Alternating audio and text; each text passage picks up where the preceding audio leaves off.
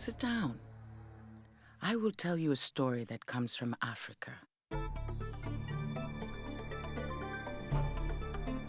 It is dawn in the west of Africa, and the sun is a big orange-red ball slowly rising over the horizon. Feel the warm breeze that blows? The rains have just come, and the earth is full of promise. Flowers bloom and banana trees bear fruit, and the yams and rice grow well in the fields. Smell the beautiful fragrances.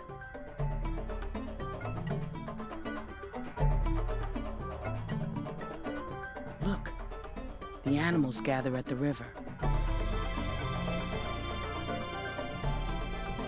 Far in the distance, there is a village.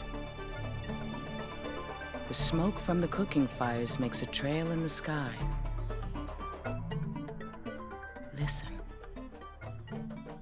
You can hear the sound of the drums. The drums spread the news that the chief of a village has died.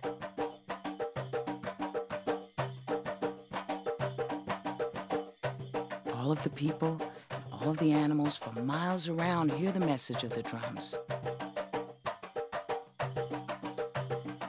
Chief Sadaka is dead.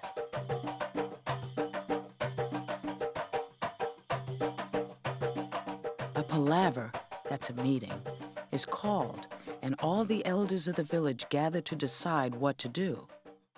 They decide that the wisest man of the village will divide the chief's possessions among the chief's sons. So, the wise man counts out to each of the sons so many goats, so many cows, so many tusks of ivory, and so many pieces of gold. The wise man finishes. But here comes Koi, the chief's youngest son. He's been hunting and no one fetched him when the wise man divided his father's possessions. There's nothing left for Koi, not even a tiny chicken bone. Since this wise man is wisest when it comes to avoiding work, he does not bother to redivide the chief's possessions, no. It's too much work. The wise man looks around and he sees a small, sickly kola tree. "Ah, Koi," says the wise man, "and for you we have a kola tree over there." "What do you say, man?" cries Koi. "My father, the chief, dies and you only give me this kola tree?" Koi is a proud young man. He grows angry, very angry, and he cannot abide the slight of the wise man. "I will go to a land where I am treated like the son of a chief," Koi says. Koi picks all the kola nuts from the tree and wraps them into a mat. He ties the mat into a kinja, swings the load onto his back, and leaves the village. "I will never return here," Koi tells the people of his village. "You do not know how to treat the son of a chief."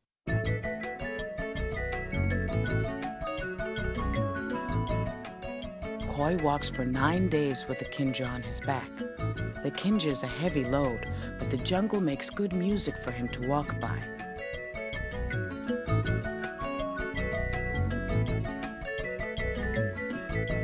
The birds sing, and the chimpanzees play hide and seek amid the elephant grass. Koi watches the zebras galloping across the veld. He walks gently past a sleeping lion and lioness, careful not to awaken them.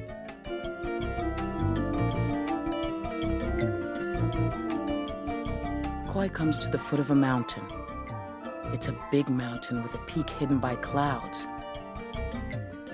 He climbs the mountain with great difficulty, the kinja getting heavier with each step. Finally, he arrives at the top. He sees the lush valley beneath him. There is a wide, silvery river curling through the valley. "This will be a good place," says Koi. "Perhaps the people there will know how to treat the son of a chief."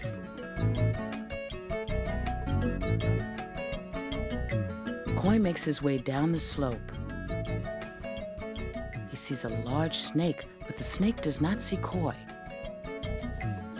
The snake looks left, the snake looks right, and then he slithers along. "What are you looking for, friend snake?" says Koi. "Oh, it's terrible," says the snake. "My mother is ill, and she needs cola medicine. I must find some cola nuts to make the medicine that will make her well." "Look no further," says Koi. "I have cola nuts you may have. Take them. Make the medicine that will make your mother well again."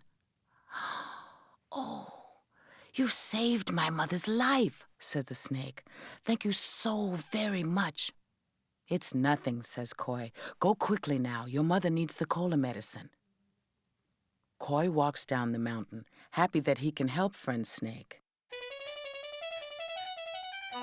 Koi sees an army of ants marching in an endless column as wide as a zebra stripe.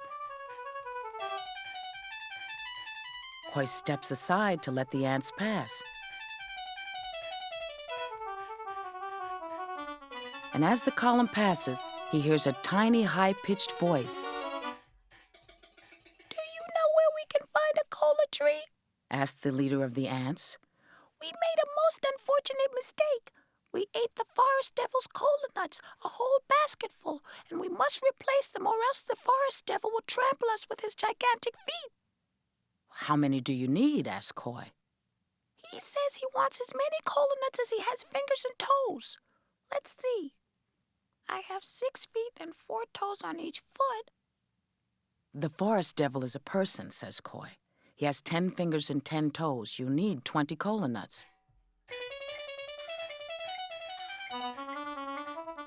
Koi takes 20 cola nuts from his kinja and gives them to the ants. They put the nuts on their heads and march down the mountain to give the forest devil his tribute. Koi resumes his journey.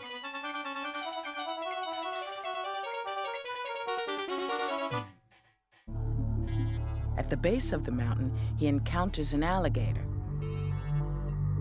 The alligator crawls so very slowly. The alligator is crying. "What's your trouble?" says Koi.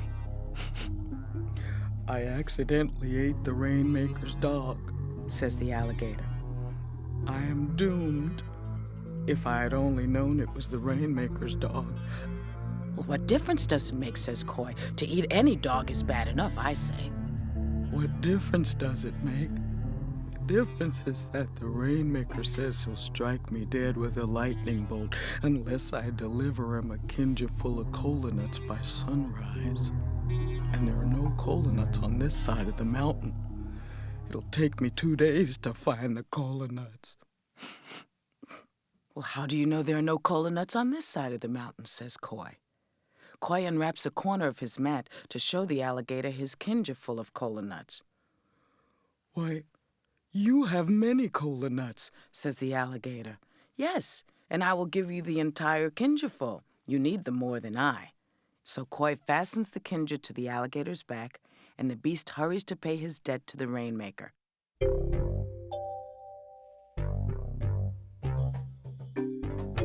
That evening, Koi reaches a village.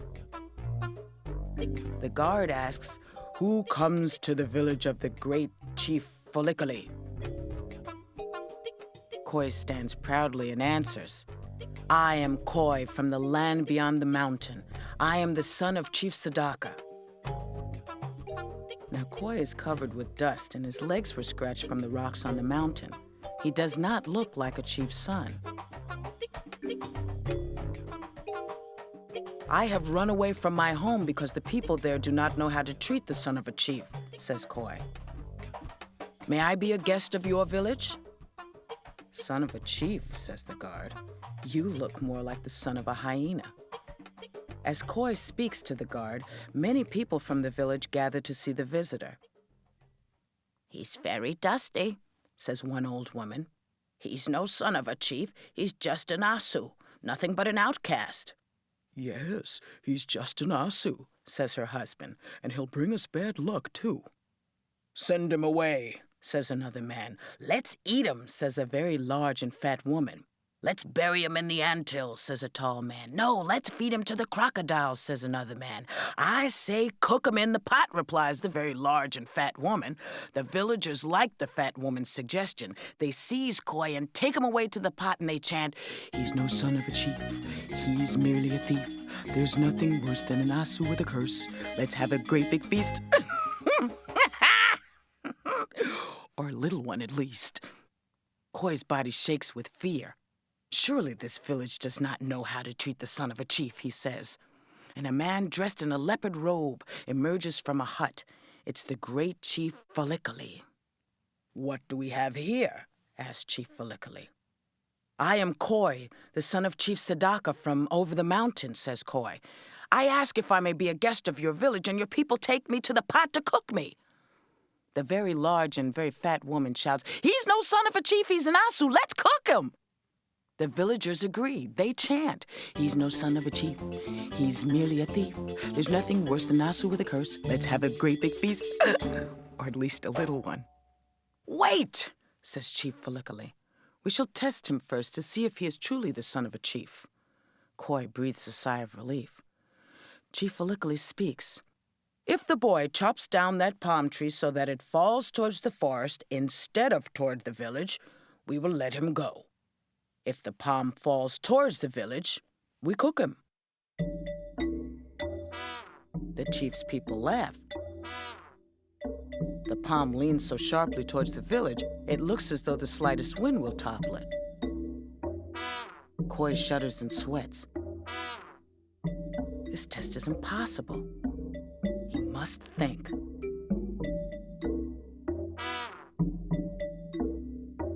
"Please, Chief Folliculi, send your people away and let me cut the tree down after dark." "Yes," says Chief Folliculi, "it is agreed. You have until morning to fell the tree." The chief gives Koi an axe, and the villagers go to their huts dreaming of tomorrow's feast. Koi sits beneath the palm to await the night. As he waits, he weeps. He does not know how he will make the palm fall towards the forest. The cooking pot awaits him, he knows. Koi hears the rustling of leaves and vines. "Who is it? Speak." "It's me, Friend Snake," says a voice in the night. "I am tracking you all day. I wish to thank you again for the Kola Nuts you gave to me. My mother is well, and she sends you her thanks." "That's kind of your mother," says Koi, "but my fortune has changed since last we met." "Is that why you weep? Tell me." "I must chop down this palm tree so that it falls towards the forest, or else I shall be cooked." "But look at how it leans. The people of this village must drink too much palm wine." "Exactly," says Koi. "It's a trick." "Imagine that," says Friend Snake. "Well, we must play a trick on them. I will get my 6 uncles, the pythons."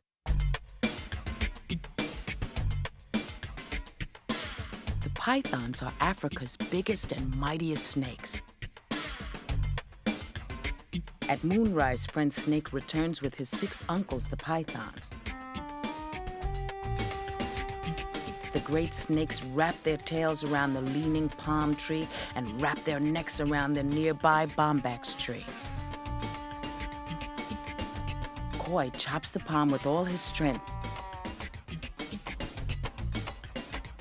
And when the last fiber of the palm is cut, the 6 uncles pull the tree over so that it falls towards the forest.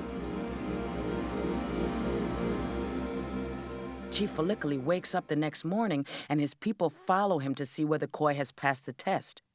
Koi sits on the felled tree, drinking the milk of a coconut. The tree is in the forest. "Look," says Chief Folliculi, "the boy shall go free." "It's magic," says a villager. "The boy used juju to push the tree into the forest." Cook him in the pot, says the very large fat woman. Let's cook him tonight. The people chant, he's no son of a chief. He is merely a thief. There's nothing worse than an ossa with a curse. Let's have a big feast, or a little one, at least. Quiet, says Chief Folliculi. We will test the boy once more. We will scatter 10 baskets of rice in my fields. If he picks up every grain in the dark of the night, he is truly the son of a chief, and I will free him. If he fails, we cook him tomorrow night. When darkness comes, Koi goes out to the field with a basket. On his hands and knees, he feels the ground for grains of rice. He tries and tries, but he can see nothing.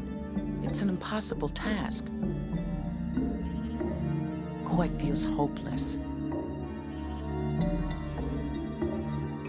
This is no way to treat the son of a chief. A tear rolls down his cheek and falls onto the head of an ant. A reedy, high-pitched voice exclaims, "Rain! Rain! Rain! Everybody take cover, the floods have come! Wait, wait!" says the ant. "Rain isn't salty. Look, it is a boy who is crying. Aren't you the boy who gave us the Kola Nuts 2 days ago?" "Yes," said Koi, "but now I am in danger. I must gather the 10 baskets of rice spread in the field by morning, or else I shall be cooked." "Do not worry, my friend. You bring the baskets, and my people will pick up the rice." Soon the fields crawl with millions of ants, and each ant carries a grain of rice.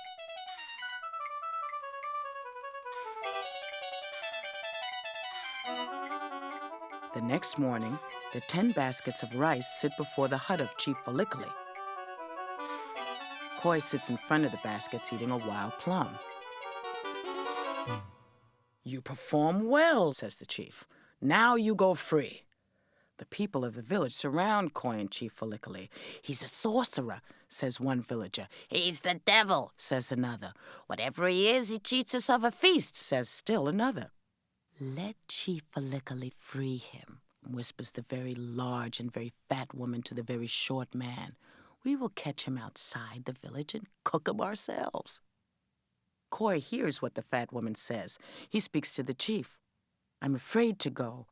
Your people want to eat me, and they will overtake me when I'm outside the village." Chief Folliculi stands before his people and announces in a big voice, "There will be no feast yet. I will test the boy one more time.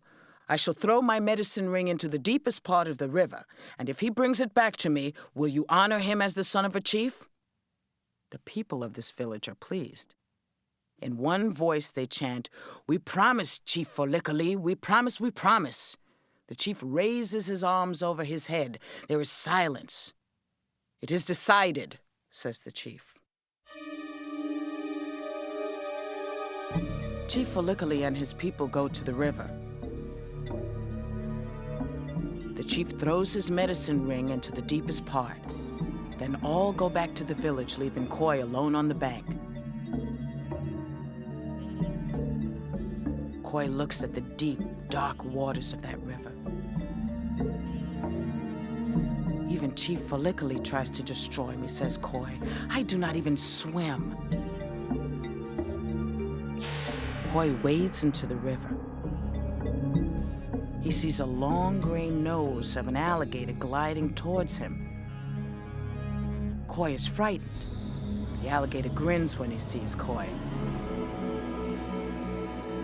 "Don't you remember me?" asked the alligator.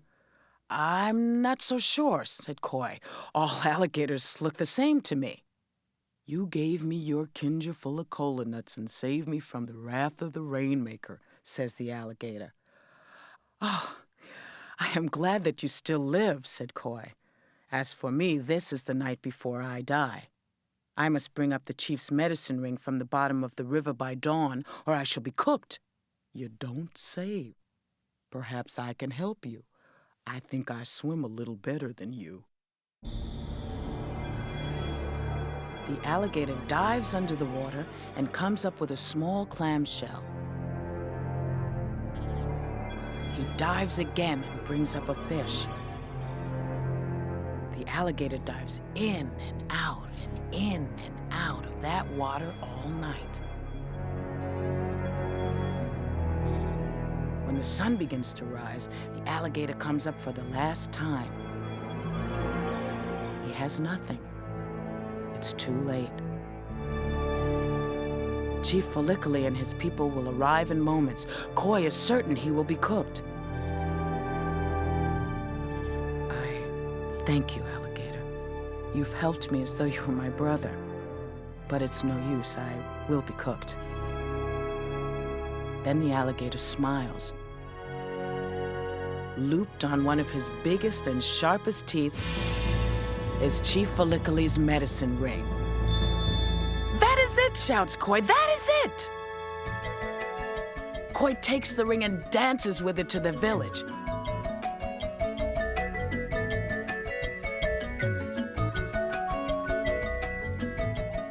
When Chief Folliculi sees that Koi holds the medicine ring, he smiles. He takes off his leopard skin robe and puts it on Koi's shoulders. The chief stands before his people and says, "Surely, this is the son of a chief." Then the chief claps his hands, and the most beautiful woman Koi had ever seen walks out of a nearby hut. "And this is my daughter. She shall be your wife." Koi turns to Chief Folliculi and says, "I have found a village where the people know how to treat the son of a chief." Suddenly, a smile comes over the face of the very large and very fat woman as she sings, "We will have a wedding. We will have a wedding tonight. Now we will have a feast. Finally, we will have a feast." And now the story is over.